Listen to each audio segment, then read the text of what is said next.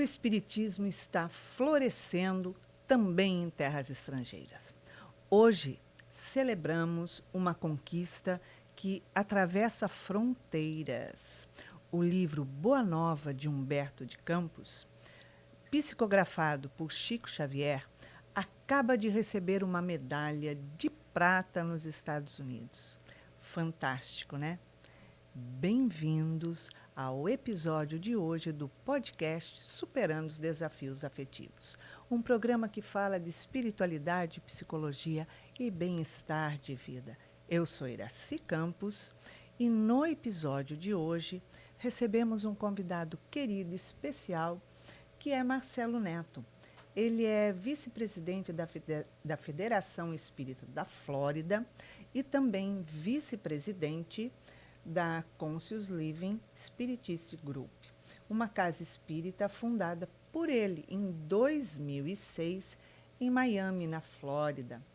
Marcelo também é presidente da Leal, fazendo divulgação, publicação, edição, sendo um braço editorial da Mansão do Caminho nos Estados Unidos.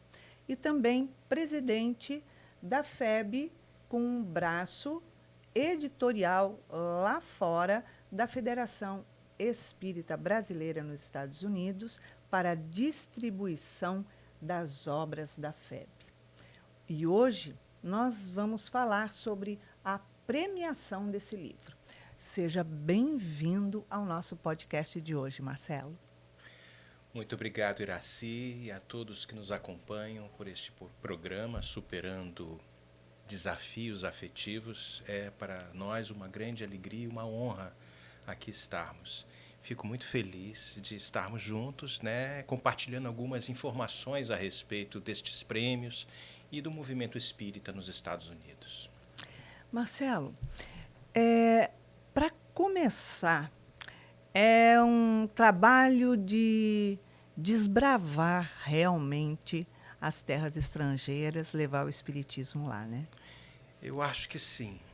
Logicamente, não fomos os pioneiros, outros vieram muito antes de todos nós, e é interessante como é que todo o movimento espírita, de uma forma organizada, ele se constituiu nos Estados Unidos. Lógico que algumas manifestações isoladas pelo país sempre houveram. Nós vamos ver aí com a presença de Francisco Cândido Xavier visitando em 1965, junto com Valdo Vieira, nas terras norte-americanas. Mais tarde vamos perceber a presença de Divaldo Pereira Franco, em 1974, sendo convidado por confrades cubano-americanos, saindo de Cuba por causa da Revolução Cubana, a proibição às religiões, foram se assentar nas terras de Miami. E aí vemos também colombianos, porto-riquenhos, que deram este primeiro passo na implantação de um movimento organizado, e neste convite que eu havia mencionado, de Divaldo Pereira Franco, em 1974, fundando até mais tarde uma federação no estado da Flórida, a Federação Espírita do Estado da Flórida, que tem data de fundação 18 de abril de 1987. E eu não poderia deixar de trazer aqui alguns queridos. Benjamin Rodrigues, um colombiano que se apaixonou pelo espiritismo e aí fez o convite a Divaldo Franco. Luiz Guerreiro Valle, que era um espanhol, depois nasce na Espanha, vai até a Argentina, ganha um pouco de maturidade, translada-se para Cuba e de Cuba, pelas questões políticas e religiosas, migra para Miami. E aí temos aí Benjamin Rodrigues, colombiano, Luiz Guerreiro Valle, espanhol de nascença, Armando Payás, um cubano-americano, e outros queridos latino-americanos fincando as primeiras bandeiras. Mais tarde, os brasileiros que se espalharam pelas terras norte-americanas, sem dúvida, com toda a literatura que o mundo espiritual nos oportunizou, através de Francisco Cândido Xavier, através de Divaldo Franco, Ivone do Amaral Pereira, Raul Teixeira, em 1978, e tantos outros, aquilo de fato invadiu, e aí a língua portuguesa, aos poucos traduzida ao inglês e ao espanhol, começaram a ganhar as lides espíritas e os movimentos começaram a ser muito mais organizados. Tem muita história, Iraci. Tem muita coisa, Tem né? muita coisa. Dentro ali do trabalho que vocês desenvolvem, a cultura, ela não entra em conflito dentro do que a gente traz do espiritismo, ou aquilo se interage, se completa, ou são mais brasileiros, latinos, que buscam ali dentro da casa? Como que é esse movimento? É uma excelente pergunta sua. Há, sem dúvida, a barreira. Há, porque você trazer a mediunidade, e o país é eminentemente protestante, talvez 40%, 50% da população seja de origem protestante, 20%, 25% católicos, e o resto, as diversas denominações, até não muito bem delineadas. Então, nós vamos ver até a proibição de Moisés, que está ali, a não às evocações, tudo isso cria uma barreira muito grande, porque o Espiritismo tem como uma das pautas a comunicabilidade entre os dois planos. Exato. Mas há alguma coisa interessante. De fato, a grande maioria de brasileiros e de latinos. Mas os americanos começam a chegar. Vou te trazer um exemplo particular da nossa casa espírita, e eu acredito que isso não seja uma coisa muito isolada. Nós temos um senhor que ele é de origem luterana. E nós sempre imaginamos que o espiritismo talvez fosse chegar nas terras norte-americanas através das questões da ciência, da investigação deste mundo invisível que já ocorre há muitas décadas. Mas, particularmente, este senhor de origem luterana, de bagagem luterana, ele nos trouxe algo muito interessante. Ele falou assim: vocês falam muito de Jesus, como eu nunca escutei. E o ponto de convergência que me fez perceber no Espiritismo algo muito diferente é este homem de Nazaré sendo apresentado de uma forma única. Aquilo me arrancou as lágrimas dos olhos. Ele tem uma voz poderosa e a gente pede para que ele faça as preces. E eu percebo que, diferente de algumas décadas atrás, que imaginávamos que o Espiritismo iria entrar pelas vias do intelecto, percebo que o sentimento e o cristianismo, muito bem apresentado, muito bem ajustado, como a doutrina espírita faz como ninguém, apresenta os pontos de convergência que vão nos unir a todos. Um só rebanho, um só pastor. É desafiador, não tem a menor dúvida. E encontramos as questões relacionadas ao preconceito, até pela questão do Velho Testamento, da proibição, mas aos poucos isso começa a ganhar corpo. Vai mudando, tendo todo esse entendimento. Vai pela sensibilidade, pela porta única que nós temos aqui, Jesus. Exato. Né? Que abre. Agora, fala pra gente um pouquinho dessa premiação. Como foi que aconteceu? Eu estou morrendo de curiosidade. Isso foi uma coisa muito interessante, né? Você mencionou que eu sou presidente da FEB Publisher, né? Que é a editora. Isso, Publish. A presidente da FEB é o nosso querido Jorge Godinho. E foi interessante. Em 2010, o antigo presidente da Federação Espírita Brasileira, Nestor João Mazotti, nos fez um convite para que nós fundássemos uma editora nos Estados Unidos para que pudéssemos, de uma certa forma, distribuir, auxiliar nos processos de tradução e disponibilizar nas plataformas digitais, Apple, Kindle, Google Edition e uma série de outras plataformas, toda a literatura espírita. Havia um trabalho já de tradução que já tinha sido iniciado por ele, pela equipe da Federação Espírita Brasileira, junto do Conselho Espírita Internacional, e aquilo tudo ficou disponibilizado e ele nos faz o convite. Fundamos a editora, no caso ela tinha o nome de Odyssey of America, e esta editora tem o nome fantasia FEB Publisher, em 2010. Dali nós começamos a seguir nos processos de tradução e de disponibilização e distribuição das obras em inglês, em espanhol, em outras línguas, em russo, em grego, em italiano. Tem uma série, uma gama de traduções feitas. Mas o nosso foco, sem dúvida, foi o inglês. Em 2014, nós estávamos num evento na Bahia, em Salvador. Aquele encontro fraterno que Divaldo sempre fez, uma delícia de evento. Maravilhoso. regressando a Miami, nós tivemos a ideia, eu e minha esposa, ela trabalha comigo, e ela na verdade é o carro-chefe. Ela faz o trabalho e eu levo a fama. Muitas vezes. Essas mulheres são danadas. Mas resumo da história. Conversando no avião, ela teve a ideia. Vamos colocar o livro Pão Nosso, Our Daily Bread, a tradução que tinha sido feita pela equipe.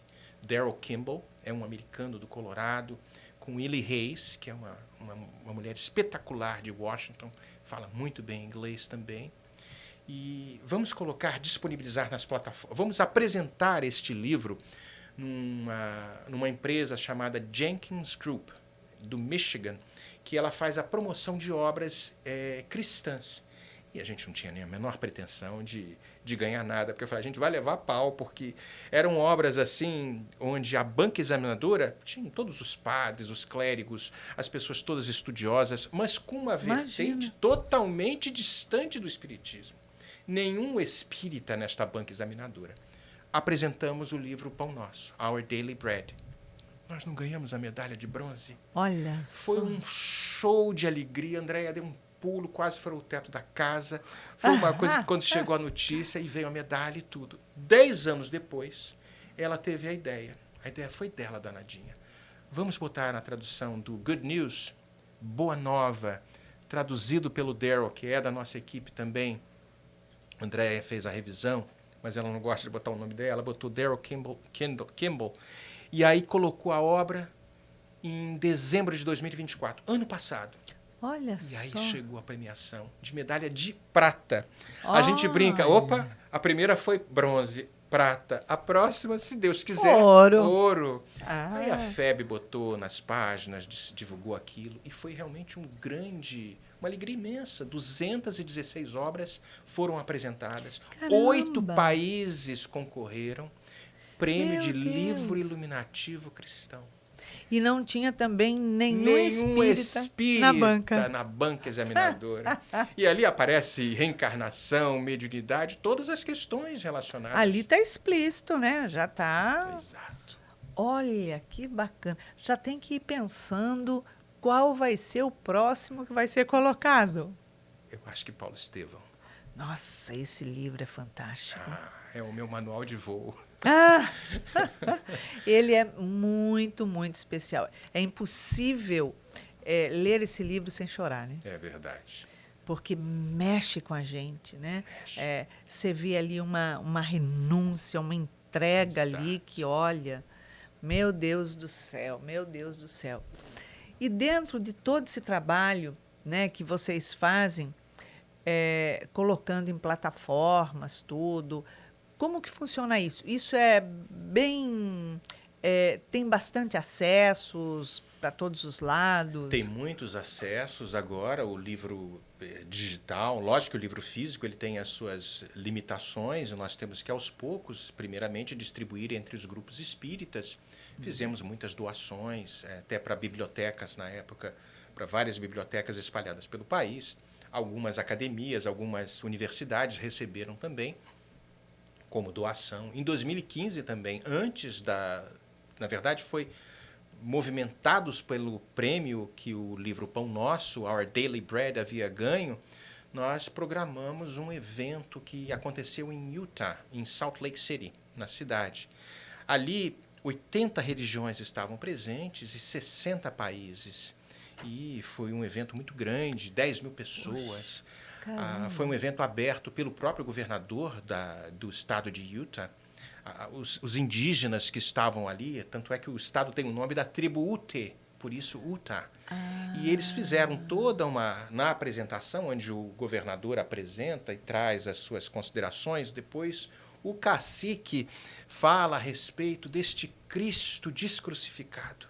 Olha e nós tínhamos ali 10 mil pessoas espalhadas e, nesta ocasião, nós distribuímos 6 mil obras gratuitamente. Basicamente, a codificação, obras de André Luiz, muito poucas, mas a grande maioria obras de Emmanuel, da coleção Fonte Viva e dos romances de Emmanuel. E é interessante, Iraci, porque quando o cacique começa a dar as saudações, Sim. ele traz um Pai Nosso numa linguagem muito particular, o inglês um pouco fragmentado, mas ele fala dos primeiros colonizadores, alguns espanhóis que cruzaram do leste para o oeste e nestas terras nos trouxeram uma mensagem de um Cristo que nós nunca havíamos conhecido. E naquele momento, trazendo aquelas palavras, e olha que estávamos ali 80 religiões distintas, budistas, protestantes, católicos, espíritas. Isso que é união das religiões. Iraci, não tinha uma ali que não estava chorando. E a prece que ele fez nos sensibilizou a todos.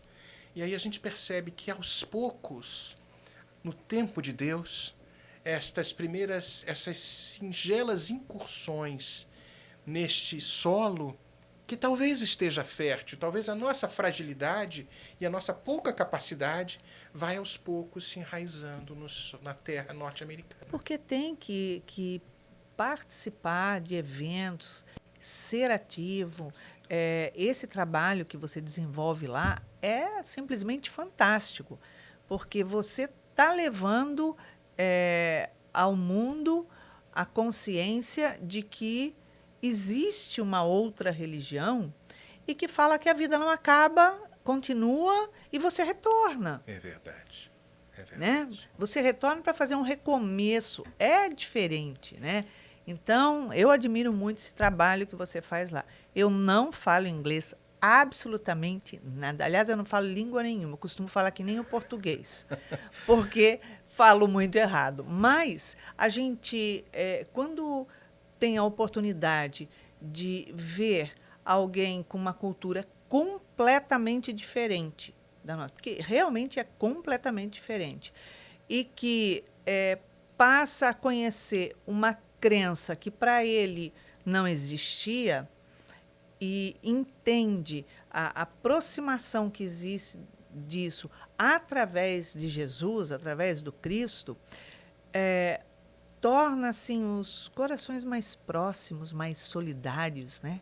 Sem dúvida. Eu acho que mexe, isso aproxima as pessoas, né? Um só rebanho, um só pastor. Aos poucos a gente vai percebendo que existem mais coisas que nos unem do que nos separam. Uhum. Eu gosto muito de uma parte que está no Evangelho segundo o Espiritismo, logo na introdução. E Kardec traz ali o objetivo da obra, né? As pessoas muitas vezes criam as suas dicotomias, as suas dissociações e criam os seus problemas muito particulares por causa dos milagres, as palavras que serviram como fundamentação dos dogmas, os feitos do Cristo e todas as questões todas ali. Mas no final ele fala do ensino moral. E aí Kardec menciona o ensino moral é o ponto de convergência, porque qualquer religião, qualquer homem em sã consciência que se afaste deste profundo ensinamento do Cristo, ele estaria dando um tiro no próprio pé. Lógico que Kardec fala com uma linguagem muito mais bela, mas nos mostrando que este é o ponto de convergência, é a regra de ouro, não fazer ao próximo o que não gostaríamos de receber. E quando isso, a gente aplica isso numa escala muito maior, isso ganha uma amplitude fora de série. Porque ele diz, quanto mais você distancia, maior é o sofrimento. Mas não é o sofrimento porque você se distanciou. É o sofrimento porque você vai ficando sozinho. Isso. Você vai sentindo um buraco. Você vai cavando uma dor. E aí você percebe, aí sim, o distanciamento me causou a dor. Exato. Não posso me distanciar daquele que me dá a vida. As obras de Joana trazem muitas coisas boníssimas, perfeitas. Quando o convite foi feito para fundarmos a Leal Publisher, no qual a gente preside, nos Estados Unidos, e as obras de Joana nos trazem exatamente esta revisitação de conteúdos internos, buscando, aliás, nos mostrando alguém que talvez estivesse sendo ainda tão desconhecido de nós mesmos. Tem uma passagem que eu gosto muito do Evangelho de João, quando Jesus fala, no mundo vocês terão aflições, mas tem de bom ânimo. Sim. Eu venci o mundo. De uma certa forma, ele nos está fazendo um convite para que a gente vença esse mundo interno, esse mundo íntimo, e possamos um dia, com toda a excelsitude, sermos este sal da terra, esta luz do mundo. Olha aí, numa outra linguagem, a nossa Joana, ratificando o que encontramos, a fala do Cristo no Evangelho de João, se eu não me engano, no capítulo 16, no versículo 33. Tenho-vos dito estas coisas para que em mim vós tenhais paz. No mundo vós tereis aflições, mas tende bom ânimo, eu venci o mundo. Olha aí o convite e o nome do programa, Superando os Desafios Afetivos de toda a natureza. E aí a importância de tudo isso. Com certeza, com certeza. Marcelo, me fala uma coisa. Como que é o trabalho mediúnico lá fora? Como ele é visto dentro da casa espírita? Como ele é visto pelos frequentadores ali e pessoas que são participantes? Como é que acontece isso lá? Nós basicamente seguimos os moldes trazidos por André Luiz e até algumas obras muito bem fundamentadas do projeto Manuel Flamengo de Miranda. São obras da Leal Livraria Espírita Alvorada. Então, é uma reunião privada, sem dúvida, fechada, onde basicamente ocorre este intercâmbio entre os dois planos da vida. É como se fosse essa sessão de psicoterapia entre os dois planos da vida. E é aceito pela comunidade frequentadora é algo muito dali. fechado, talvez ainda não tenha sido explorado de uma forma como ocorrem as manifestações. As reuniões, é algo um pouco esquisito para o americano nativo. Mas nós já temos alguns norte-americanos que não falam uma palavra de português, participando de reuniões mediúnicas. Na nossa reunião, agora ele não está mais, ele é um dos coordenadores de alguns cursos do livro da Gênese. Há um inglês, vou citar até o nome dele, o nosso David Walkden.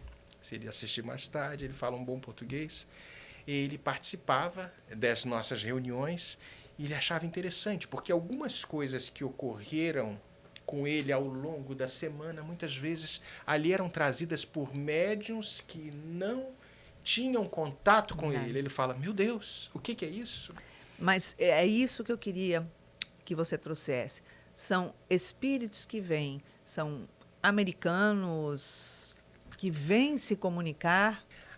Muitas vezes nós recebemos espíritos em outras línguas. Logicamente, uma língua que o dialogador ou doutrinador consiga realmente identificar, porque senão não há nenhum sentido nisto. As comunicações vêm em inglês, onde nós fazemos o diálogo, vem em espanhol, onde da mesma forma conseguimos fazer o diálogo, e em português. Uma vez veio em francês, e eu fui ousado. O meu francês é muito enferrujado, já foi melhor. E aí eu segui um pouquinho no francês, mas graças a Deus foi numa só, porque eu tinha uma bagagem talvez muito limitada para um francês, talvez num nível de necessidade, de profundidade naquela situação específica. Mas a grande maioria em inglês e em português. Muito bacana. Porque, geralmente, as pessoas devem passar por esse questionamento. Não, mas os centros lá fora são centros que brasileiros fundam.